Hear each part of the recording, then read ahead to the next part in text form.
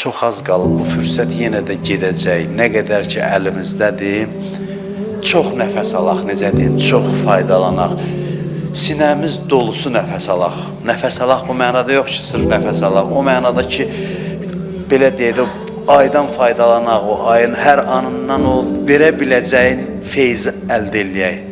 Nə qədər feyz verə bilər? Hər anından maksimum çalışaq, istifadə eləyək. Çünki çox sürətlə gedəcək və bizi tərk edəcək. Bir şirin yuxudan ayrılmış kimi olacaq. Baxarsınız, görəcəksiniz. Necə hər il olur. İnanın ki, sonra adam qayıdır, yadına salır Ramazan ayını. Deyirsən, bu nə idi Allah? Mən harada yaşayırdım? O məscid həmin məscid idi, o adamlar həmin adamlar idi. İnsan elə bir şirin yuxudan ayrılır, təzdən başlayır bulaşmağa dünyanın çirkinliklərinə. Allah bizi bu ayın feyzindən binəsib eləməsin inşallah.